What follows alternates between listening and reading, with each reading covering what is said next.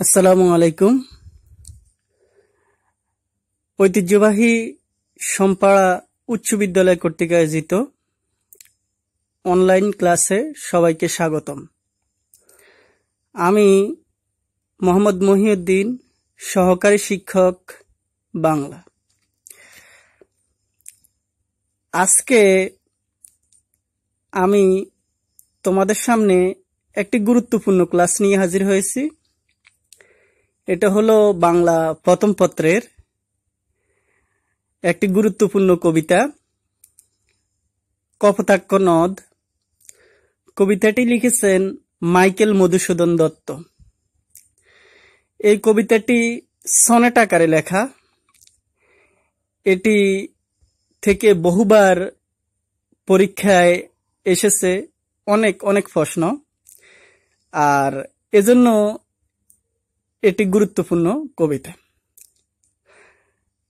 তো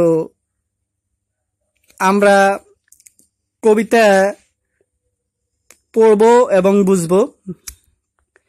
এরপরে আমরা এই কবিতার কিছু প্রশ্ন উত্তর, যেগুলো বহুবার পরীক্ষায় এসেছে, এরকম 10টি প্রশ্ন উত্তর নিয়ে আলোচনা করব।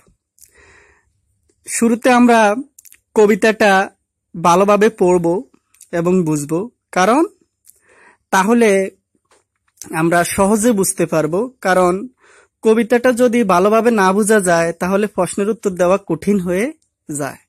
এজন্য কবিতাটা ভালোভাবে বুঝতে হবে।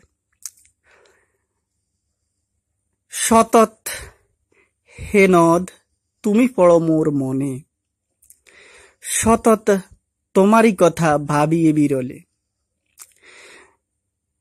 সতত যেমতি লোক নিশার স্বপনে, শুনে মায়া যন্ত্রধ্বনি, শুনে মায়া মন্ত্রধ্বনি তব কলকলে, জুড়াইয়ে কান আমি ভ্রান্তির চলনে। বহু দেশ দেখিয়াছি বহু নদ দলে, কিন্তু এ স্নেহের তৃষ্ণা মিঠে কার জলে। দুগ্ধ স্রোতরূপী তুমি জন্মভূমি স্তনে। এখানে এটা একটি চতুর্দশ পদী কবিতা। কপোতাক্ষ নদ কবিতাটা চতুর্দশ পদী কবিতা। এটি হলো স্মৃতিচারণমূলক কবিতা। মাইকেল মধুসূদন দত্ত যখন ছোট অবস্থায় ছিলেন তখন তিনি এই 1824 সালের 25শে জানুয়ারি যশোর জেলার সাগরদাঁড়ি গ্রামে জন্মগ্রহণ করেন।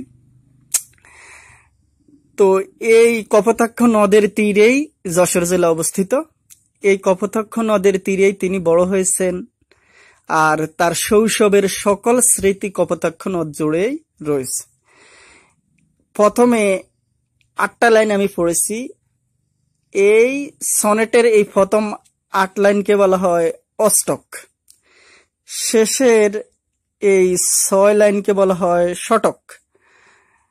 প্রথম যে 8 লাইন, এই 8 লাইনে থাকে ভাবের মূর্ছনা বা কবিতার ভাব, আর পরবর্তী 6 লাইনে থাকে ভাবের পরিণতি। মূলত কবিতাটির প্রত্যেকটা লাইনে 14টা অক্ষর, এমনকি কবিতাটাতে আছে 14টা লাইন। এজন্য এটিকে বলা হয় সনেট বা চতুর্দশপদী কবিতা। এবার আমরা কবিতাটা বুঝবো। প্রথম অষ্টক বুঝবো। সতত মানে সব সময়। হে নদ, নদ এবং নদী এটা লিঙ্গভেদে পার্থক্য রয়েছে। কপোতাক্ষ একটা নদ। পৃথিবীর মধ্যে সবচেয়ে বড় নদী হলো নীল নদ, কিন্তু কপোতাক্ষ নদী নয়, বরং নদ। সতত সর্বদা হে নদ, ও হে নদ তুমি পড়ো মোর মনে, তুমি আমার মনে পড়ে থাকো, অর্থাৎ তোমার কথা আমার সব সময় মনে পড়ে। সতত তোমার কথা ভাবিয়ে বিরলে। বিরলে মানে গোপনে, সুফিসারে। সুফিসারে আমি তোমার কথা মনে করি ভাবি সতত সর্বদা, যে মতি লোক নিশার স্বপনে শোনে মায়া মন্ত্রধ্বনি তব কলকলে। যেমন মানুষ স্বপ্নের মাঝে বিভিন্ন ধরনের মায়া মন্ত্র মুগ্ধ হয়ে বিভিন্ন স্বপ্ন দেখে, ভুল করে মানুষ অনেক কিছু দেখে আসলে যেগুলো বাস্তব নয়। কবি মাইকেল মধুসূদন দত্ত বুঝাতে চেয়েছেন যে কপোতাক্ষ নদের কলকল ধ্বনিও তিনি এরকম ভুল করে, যেমন মানুষ নিশার স্বপ্নে ভুল করে বিভিন্ন ধরনের স্বপ্ন দেখে, কপোতাক্ষ নদের কলকল ধ্বনিও তিনি ভুল করে শুনতে পান। এজন্যই তিনি পরের লাইনে বলেছেন, জুড়াইয়ে কান আমি ভ্রান্তির চলনে। অর্থাৎ তোমার কলকল ধ্বনির এই ভুলের চলনায় আমার মন প্রাণ জুড়ায়। বহু দেশ দেখিয়েছি বহু নদ দলে, কিন্তু এ স্নেহের তৃষ্ণা মিঠে কার জলে, দুগ্ধ চতুর্পী তুমি জন্মভূমি স্তনে। মাইকেল মধুসূদন দত্ত এই লাইনগুলোতে বলতে চেয়েছেন, মূলত তিনি অনেক অনেক দেশ ভ্রমণ করেছেন, অনেক অনেক ভাষা শিখেছেন, অনেক অনেক নদের উপর দিয়ে গিয়েছেন, দেখেছেন। এমনকি অনেক নদ নদীর পানি হয়তো তাকে পান করতেও হয়েছে। কিন্তু সকল নদ নদী তার কাছে কপোতাক্ষ নদের চেয়েও বেশি উত্তম বলে মনে হয় না। যত বড় নদ অথবা নদী হোক না কেন, মাইকেল মধুসূদন দত্তের কাছে কপোতাক্ষ নদটাই হলো সেরা। কারণ হলো তিনি এখানে তার জন্মভূমি, এখানে তার শৈশব স্মৃতি কাটিয়েছেন। এজন্য তিনি বলতে চেয়েছেন, কপোতাক্ষ নদের পানিতেই শুধু তার তৃষ্ণা মেটে, অন্য কোনো পানিতে তার তৃষ্ণা মেটে না। এজন্য তিনি অত্যন্ত সুন্দর বাক্য এখানে উপস্থাপন করেছেন যে দুগ্ধ চতুরূপী তুমি জন্মভূমি স্তনে। অর্থাৎ আন্তরিকতা, ভালোবাসা এবং আবেগের জন্য মাইকেল মধুসূদন দত্ত তার জন্মভূমির এই নদীকে অত্যন্ত মমতার সাথে, মাতার সাথে তুলনা করেছেন এবং বলছেন যে দুগ্ধ চতুরূপী তুমি জন্মভূমি স্তনে। অর্থাৎ কপোতাক্ষ নদের স্রোত হলো দুধের স্রোত, এখানে দুধ প্রবাহিত, অর্থাৎ দুধের স্রোত প্রবাহিত।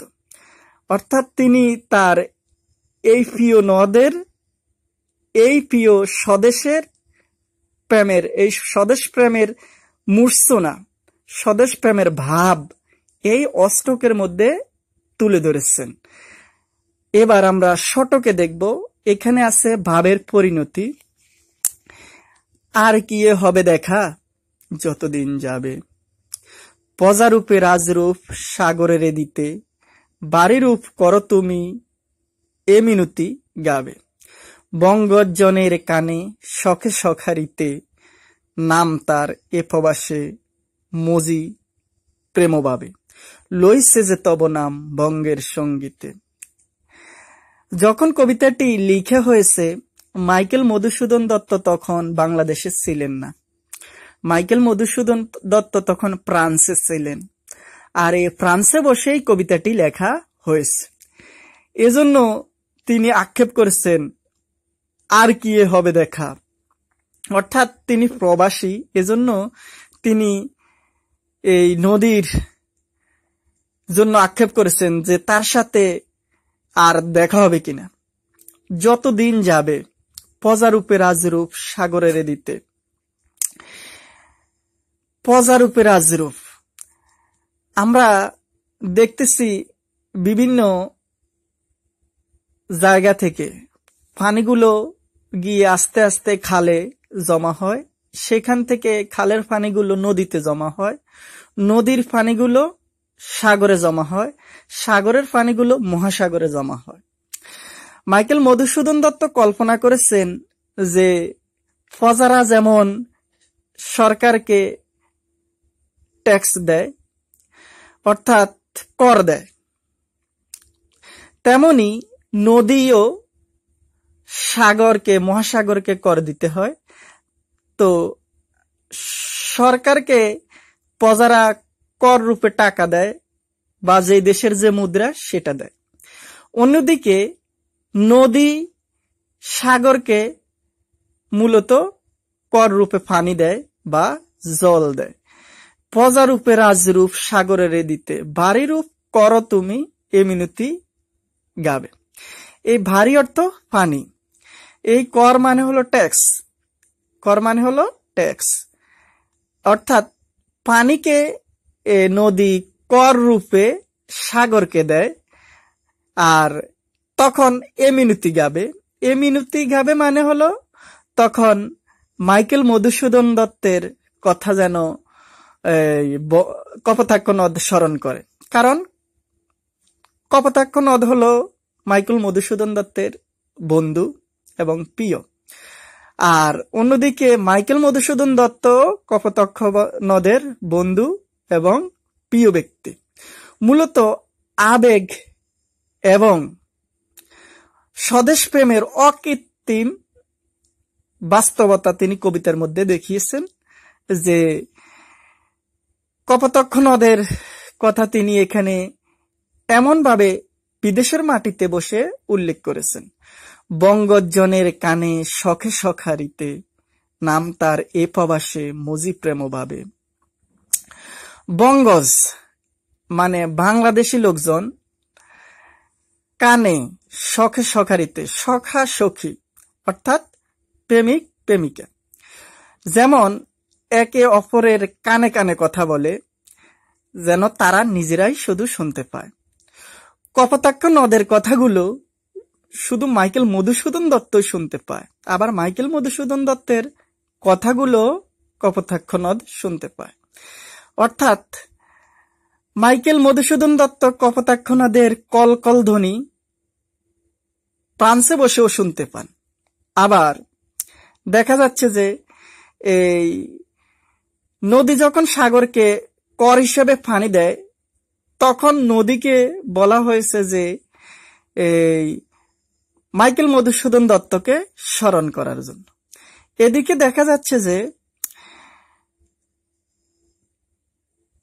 নাম তার এ প্রবাসে মজি প্রেম ভাবে, অর্থাৎ প্রবাসে ফ্রান্সে থাকা অবস্থায় মাইকেল মধুসূদন দত্ত এই কপোতাক্ষ নদকে প্রেমভাবে গভীর আন্তরিকতার সহিত স্মরণ করেছে। লইছে যে তব নাম বঙ্গের সঙ্গীত, বঙ্গের সঙ্গীত মানে হলো বাংলা গান, বাংলা সঙ্গীত। আর লইছে যে তব নাম অর্থাৎ কপোতাক্ষ নদের গান তিনি এই বাংলায় রচনা করেছেন, বাংলায় গাইছেন।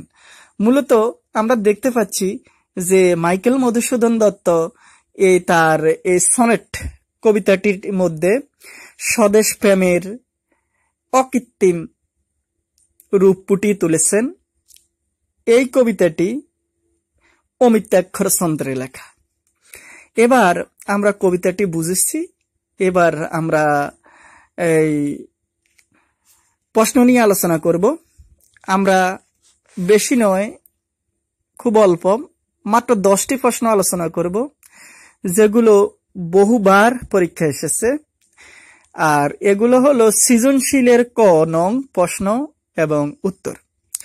এগুলো পরীক্ষা অনেকবার এসেছে। আসলে মাইকেল মধুসূদন দত্ত হলো একজন মহাকবি, অজস্র প্রশ্ন রয়েছে তাকে নিয়ে আলোচনা করার, কিন্তু এত অজস্র প্রশ্ন সকলে মনে রাখতে পারবে না, আর সকলের এই অজস্র প্রশ্নের দরকারও নেই। মূলত যে সকল প্রশ্নগুলো বারবার বিভিন্ন পরীক্ষায় এসেছে, এই সকল প্রশ্নের উত্তরগুলোই সকলের প্রয়োজন। এজন্য আমি আজকে এই সহজ 10টি গুরুত্বপূর্ণ প্রশ্ন নিয়েই আলোচনা করব। প্রথম প্রশ্ন, সনেটের শতকে কি থাকে? সনেটের শতকে কি থাকে? উত্তর, কবিতার ভাবের পরিণতি থাকে। সনেটের শতকে কবিতার ভাবের পরিণতি থাকে। দ্বিতীয় প্রশ্ন, মধুসূদন দত্তের অমর কীর্তি কোনটি? মধুসূদন দত্তের অমর কীর্তি কোনটি? উত্তর, মেঘনাদ বধকাব্য, 1861 সালে প্রকাশিত মেঘনাদ বধকাব্য। এটি মূলত বাংলা সাহিত্যের সর্বপ্রথম সার্থক মহাকাব্য, একমাত্র সার্থক মহাকাব্য বলা যায়। এছাড়া আর কোনো মহাকাব্যই কিন্তু সার্থক হয় নাই। 3 নং প্রশ্ন, বাংলা সাহিত্যে সনেটের প্রবর্তন করেন কে? উত্তর, মহাকবি মাইকেল মধুসূদন দত্ত। বাংলা সাহিত্যে সনেটের প্রবর্তন করেন কে? উত্তর, মহাকবি মাইকেল মধুসূদন দত্ত। 4 নং প্রশ্ন, কোন দেশে থাকা অবস্থায় কবি এই কপোতাক্ষ নদ কবিতাটি লিখেছেন? উত্তর, ফ্রান্সে থাকা অবস্থায়।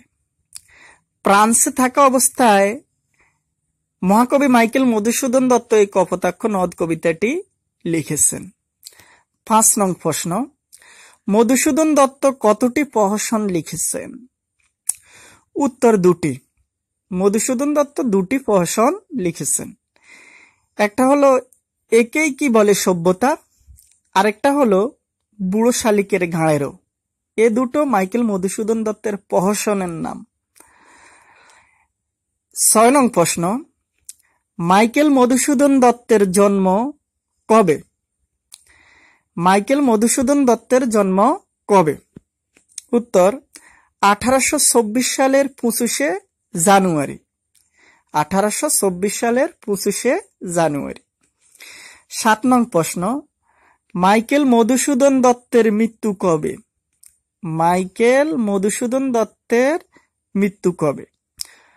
উত্তর, 1873 সালের 29শে জুন। 1873 সালের 29শে জুন।